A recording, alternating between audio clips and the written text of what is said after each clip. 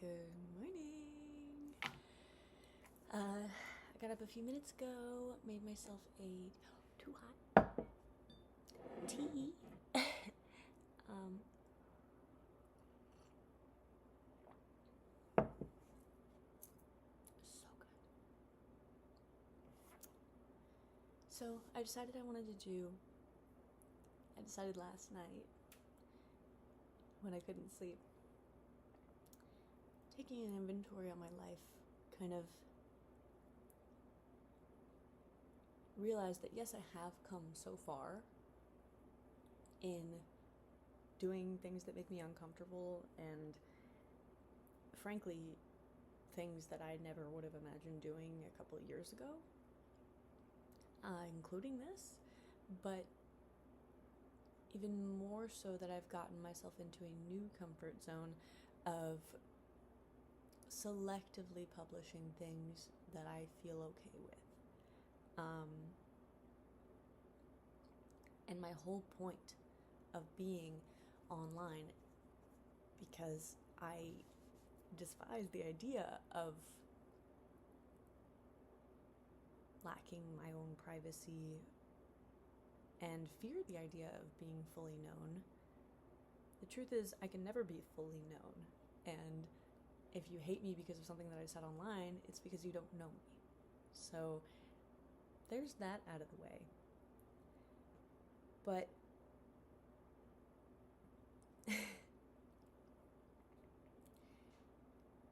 my point is, this journey of growth never ends.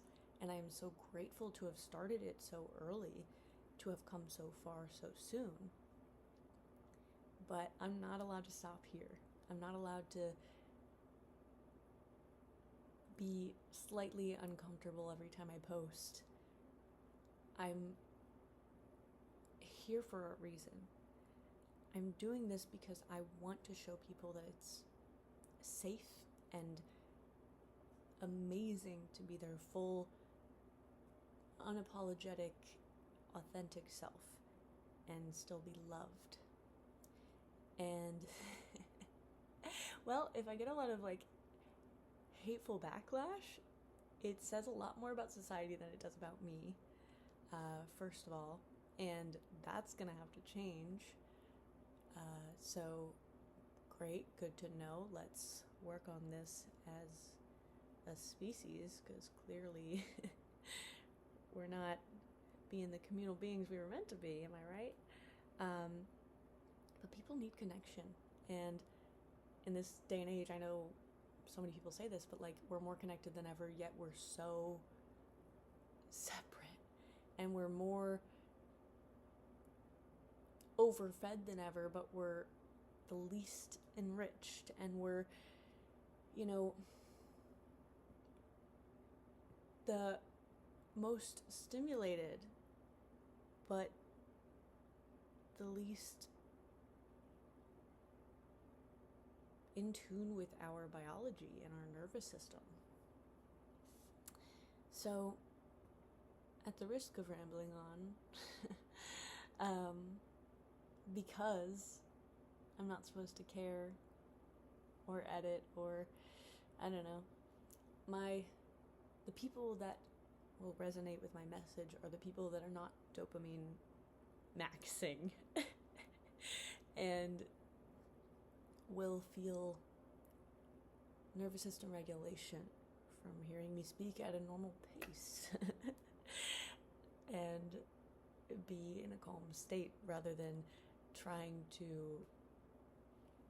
get all jumpy and excited and put myself at 2 times speed and skip all pauses. Fine. I think, it can be helpful in some instances, especially with short form social media, but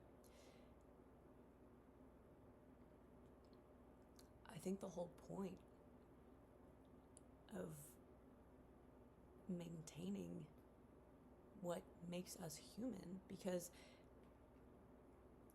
AI is wonderful. It helps me in so many ways, mostly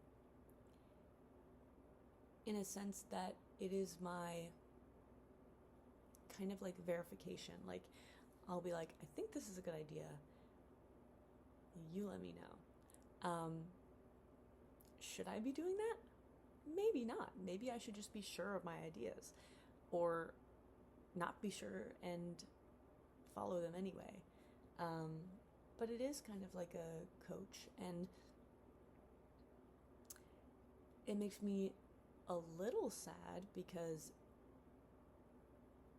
you know, what will happen to mentorship when you have an expert at your fingertips? And especially, you know, the older generations not being as comfortable accessing said information.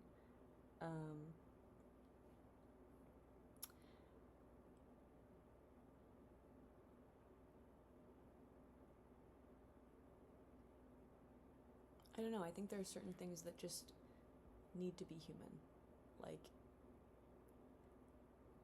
well, maybe there's a specific AI platform that can help you learn, you know, social skills for sure, but feeling like you belong is something entirely different. And in an ideal future, AI and all of these task bots, I think that's what they're, well, there's chat bots. I don't know if there are task bots. But anyways, the advantage of what they bring is giving us more time to focus on the things that make us purely human. And that is community, that is intuition, that is purpose. And I think so many people are choosing paths that are so very distant from said purpose. They might not even know, they might not even accept that they have a purpose. They might not even know the first thing about how to glean what their purpose may be. So, I mean, everyone that I talk to on my podcast, without fail, started in some career that they thought they were supposed to be in because society told them that that's what success looked like, and ended up doing something completely different when they realized that they had their own definition of success and they were miserable chasing someone else's. And that's when you start fulfilling your purpose. So, jumping around a little bit here for sure, but how do you know your purpose? Well, it's something that is very individual. And I do offer to have a call with people for them to, you know, tell me their specific situation and for me to help them unfold. But to give you some tips on figuring it out, I think writing helps a lot, or even just popping on a voice memo or a voice to text journal if you're not a physical writer type. I do a little bit of both. Writing helps me flow really well, but sometimes I'm too tired or I'm driving and a memo is perfect. So anyways, I digress. How do you discover your purpose? Well, there is a culmination of events and experiences and skills that are so unique to you. Every moment that you experience is yours and yours alone for eternity. Even if somebody is sitting with you having the same moment, they are not having the same experience, and that moment is yours. So when you think about that, you start to realize, well, if I am the only one having these unique experiences, not only the probability of each individual unique experience, but the probability of all of them stacked on each other to get you to where you are today,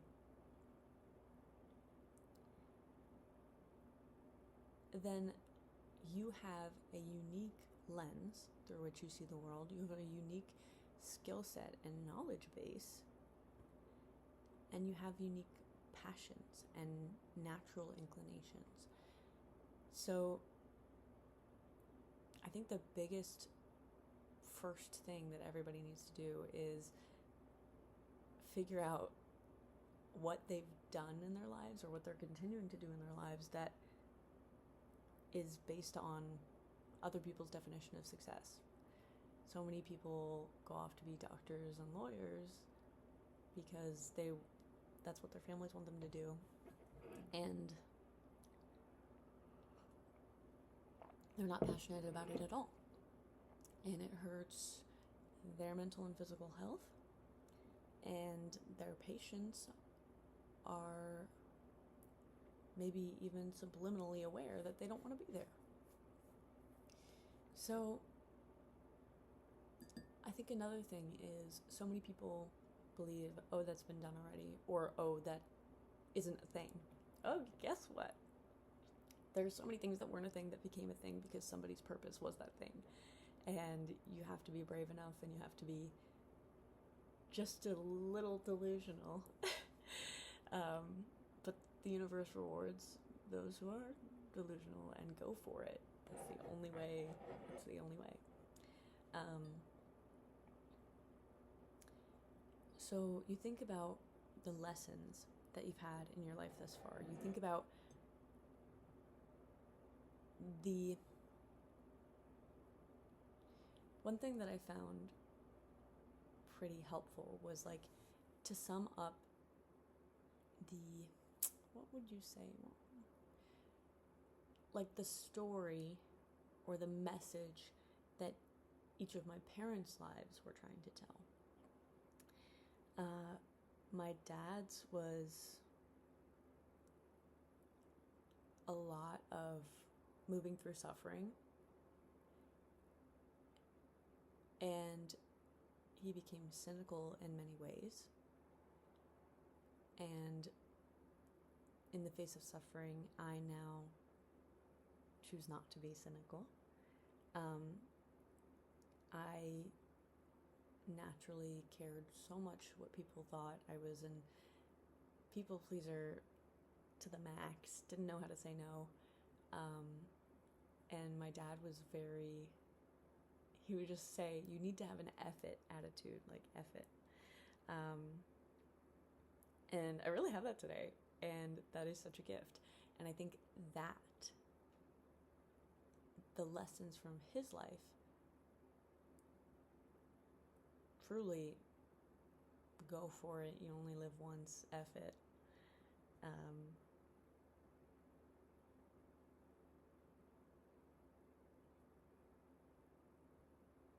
And my mom's message, which truly is all about caring for other people and moral righteousness, scruples, as I like to tease her, because the first time I heard that word, I don't know how old I was, maybe like 10, and I was like, Mom, you have scruples? It sounded like a disease.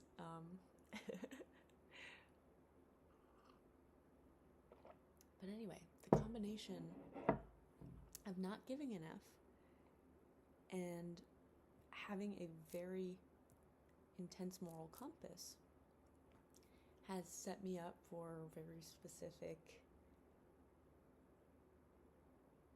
things already. So on top of that, I have a natural inclination for writing.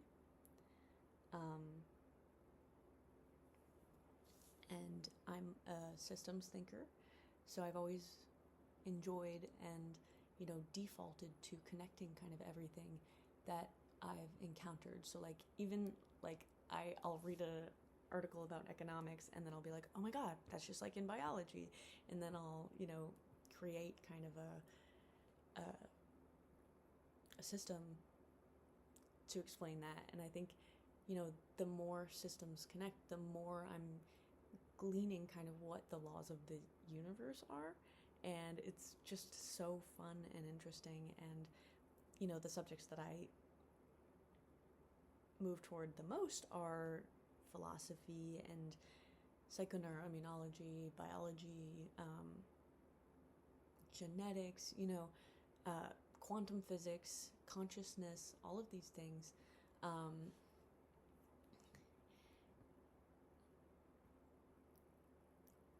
Perception is just a huge part of my daily ponderings. Like, how much our choice of how to perceive the events in our lives and our choice to glean lessons and have a growth mindset about those things really takes us either toward our purpose or toward, I guess, that feeling of something isn't quite right, but I don't know what. So if you're having that feeling, especially if it's been a long time and you've been trying to ignore it, I hate to break it to you, it's not going to go away. And I kind of hope that it becomes unbearable enough that you have to listen to it, because the world needs what you have to offer. And do I tell myself over and over, there are so many people doing this? Yes, but are there so many people doing this that have my ideas and my care for the people that I want to help? Like, I'm out there every day genuinely watching people suffer mentally like I used to. I was suffering so constantly. I had panic attacks literally every day that I thought that was normal. When I learned what a panic attack was, I was like, that's just anxiety. And my normal state was anxiety, but I thought that was normal. So, Mrs. Overthinker, Mrs. Empath, Mrs. People Pleaser, and all of the habits that came with that, especially with regards to my relationships with people. And, I know what it is to suffer. And I know what it is to fear being alone with one's own thoughts. I was so afraid to be alone for so many years. So afraid to be idle for so many years. And I just kind of forced myself little by little to be alone with my thoughts.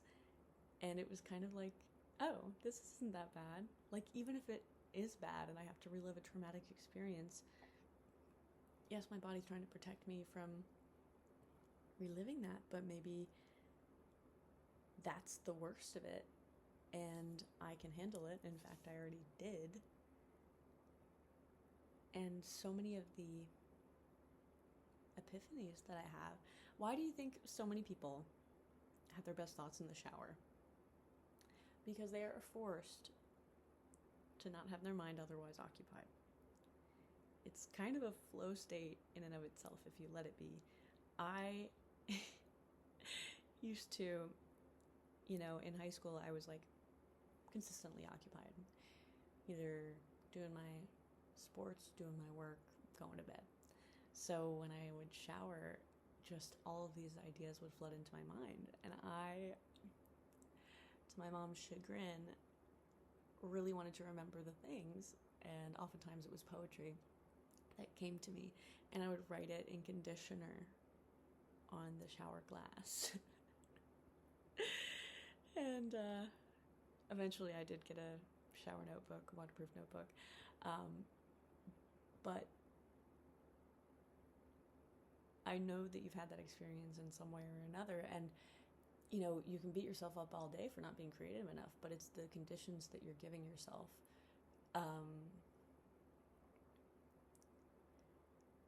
I just realized that I've babbled into so many different topics, and the problem with that is that I've been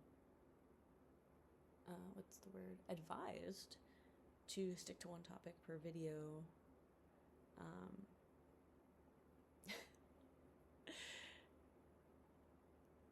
But maybe I shouldn't be doing anything I'm advised to do, because that's what maybe makes you grow per the algorithm or per the dopamine maxers, sorry. Um,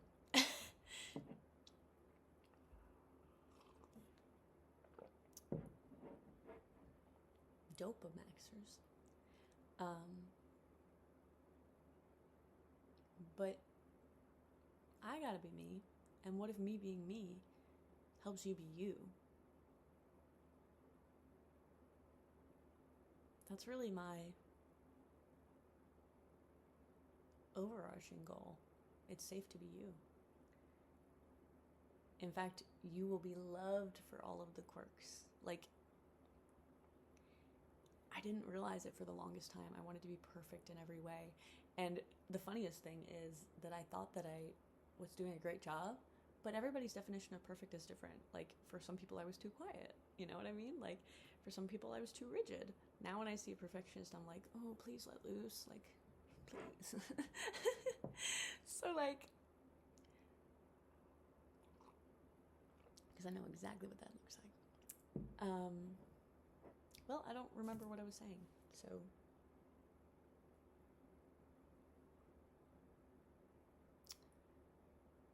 Oh, I realized that all of my favorite people were the ones that just fully owned that they were insane. Like, that they had these crazy weird standards about what hotel room quality they had to stay in, or just like vetoed things for a quirky reason, or, you know, just like were fully themselves. And I always gravitated toward those people, feeling more comfortable with them, not realizing that people would be more comfortable with me if I was just myself. Because when I'm holding myself to a perfect standard, my goodness, how could you feel comfortable around me? Because if I'm holding myself to that standard, wouldn't you assume that I'm holding you to that standard? Or that I'm judging you based on what I think perfection is? Now there is no perfection. The perfection is the closest you can get to your authentic self. And it takes a long time to uncover that authentic self because you have so much gunk built up from all of your experiences, like everything that you've heard and seen and been through, and the people that you surround yourself by, and the way that they talk, and the things that you've heard and read and seen. Like, people think so much so that their thoughts are their own, that their thoughts are them. And no wonder you have trouble loving yourself, because some of those thoughts are dark, and that's human, and that's exposure. It's not your thought. Like, in fact, if you sit down and you ask yourself, like, okay, what are the traits of my highest self? What are my morals? What are my values? First of all, it becomes so much easier to make any decisions because you have that set in stone. But second of all, if one of those thoughts that you're having doesn't match those morals or values of your highest self, then you can bet it's not yours. And I can't really say I have those thoughts anymore because I trained them away because they weren't mine. Like I always say, you're not responsible for the first thought. You're responsible for the one that comes after that you replace it with. And if you are the observer of the thoughts, you are not the thoughts. So like beating yourself up for having a thought is just counterintuitive and not going to get you anywhere but feeling shame and guilt. And those two things are so anti-growth, you know. It's, you know, I just would love to see people stop beating themselves up so much because I did a crap ton of that. And, you know, the whole, like, especially among males in the self-help space, like, it's very, oh, you have to hate yourself and hate your life in order to want to make changes. No, please no. How about accept yourself as you are now, love the crap out of yourself, and because you love yourself, choose to continue evolving and giving yourself the life that you deserve and giving the world, because when you love yourself, you can love the world, because you know that we're all the same. All of your fears, all of your dreams, they're not going to be exactly the same, but they're the same experience. Everything that makes us human and everything that we've evolved to feel that maybe at one point was helpful evolutionarily, but like now is kind of a crazy weird burden that we feel threatened by public speaking or taxes, when we were set up to fear predators and famine, you know? Yeah, the biology, I think, understanding breeds respect, breeds love.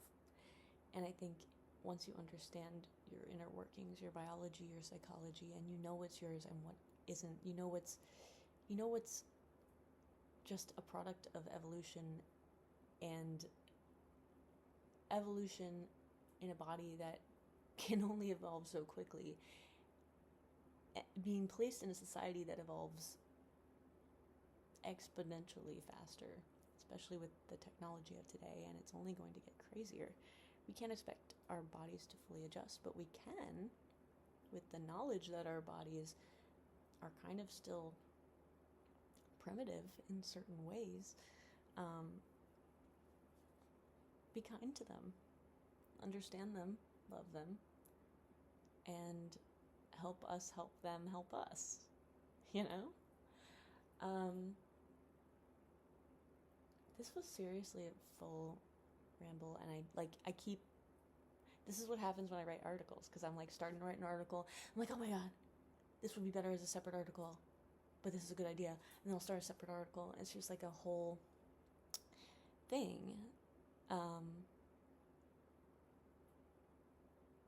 Well, let's see how this does, because maybe I've been advised to do what mainstream likes, but the people that want to spend their mornings with me like this, like jumping around thought to thought, and don't mind all my pauses and I haven't had caffeine yet, but that's no excuse. I think like this all the time. There are no excuses. Some days I'm super foggy. I got invited to a pageant, which, heck no. It's so anti-me, but at the same time, in the name of making myself uncomfortable, I kind of am entertaining it, because what would make me the most uncomfortable in the whole wide world is a pageant. And if I can do that, then going on stage to speak my truth and help people is like easy peasy, right? So, and I'm very uncomfortable talking about like myself, or especially like self advertising, like, because I, at the risk of coming across as like, I don't know, cocky or conceited, or I don't know, all the things, low-key feel like I'm gonna make myself do it, as long as I don't have to pay any money, because then I can just force myself to do other stuff. But like, how crazy, because young me would be like dragging me into a room and locking the door, being like, you're crazy, this is the last thing you ever wanted to do. which is, I mean, I don't want to do it, but I want to challenge myself, and that's, wow, what a great way to do that. I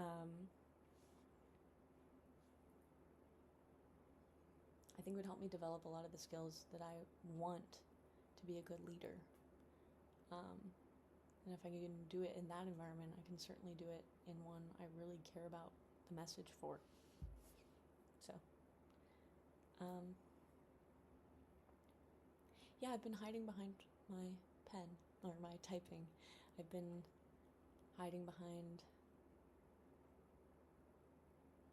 posting only videos that I was sure were good. But sometimes even a bad video can help someone, and I'd be doing a disservice not to share it. And do I worry that I'm doing a disservice to my future self by doing stuff like this? Yeah.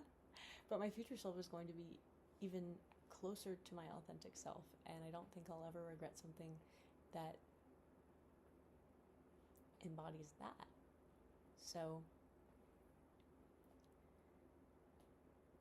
it's why I haven't brushed my hair, and I'm in a robe, and we're drinking tea together. And I was thinking I would do this every morning, or I was actually thinking about doing like a communal regulation type thing, maybe eventually, like when the community grows a little bit. Or do you need it now? You tell me. I feel like people struggle to like hold themselves accountable to set aside time to enrich themselves. Like, do a morning meditation or do some yoga and stretching. Like, we could wake up every morning and I could be there with you, even if I'm doing my own like reading and writing and you're doing yoga. Like, we could sit on a call together, and if somebody has an idea, we share it. Like, actually, that's my dream. Like, a bunch of people like learning stuff and then be like, oh my god, you know what's cool?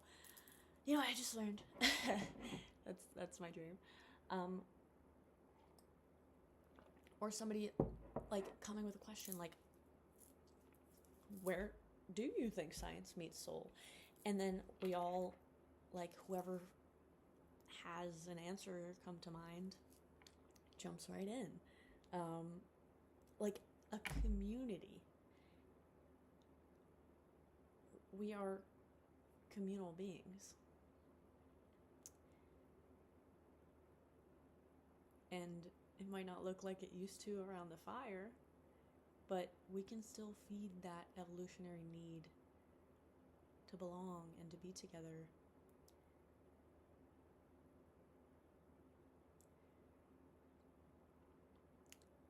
And if you enjoy asking questions about the nature of life and the mind and the body and the universe and consciousness and science and soul, and you're just open to growing and loving and supporting and becoming your best self, building the best world, you belong like nothing else right here. And I'm excited about that. I don't know how many of us there will be, but the quality of people that find their way here, I will be forever grateful. Like, even if it's me and 2 other people, which of course we'll always aim for more, but how fun would that be? So yeah, I'd love to hear what resonated. I'd love to hear maybe constructive feedback on my jump around style, whether or not that is like feasible to continue doing, or if I need to be a little more organized with my thoughts, maybe write stuff down beforehand, or like plan a topic. Because I'm not sure I finished any of my thoughts here, but like maybe it's a good start. Maybe it's a good like, hey, I want to hear more about this, and I'm like, okay, and then I can make a video about that. Give the people what they want.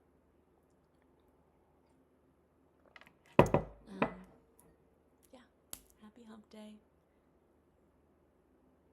I love you like nothing else. I'm so full of gratitude, not only for like the future that I know is coming, but like every little moment in the now. Every little sip of tea, every little dog that walks by, every little wave that somebody waves back. Even the waves where I wave and they look behind them and then realize that it was them. People need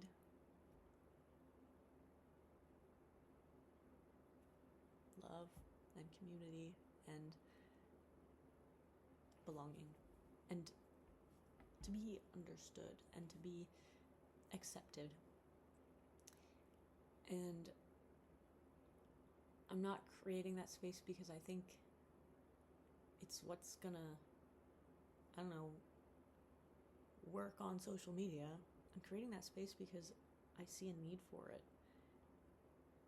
I see suffering.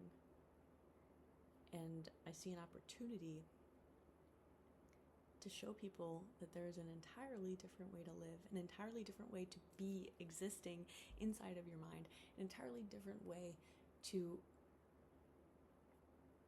perceive and move through your existence.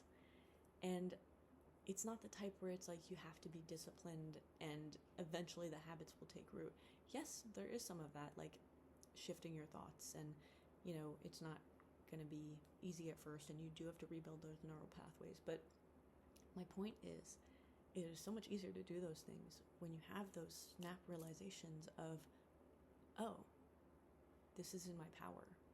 And you can never go back to living the same way. When you realize that anger is a choice, every time you get angry, it's kind of like, you know, and you kind of slowly move toward choosing other more positive, constructive emotions naturally. You don't really have to force it because, like, once your eyes are open, you can't really go back. So that's my goal. Opening the eyes of the entire world, ideally, because we don't need to be fighting. We don't need to be separate. We don't need to be suffering. And that's my hump day talk. Love ya.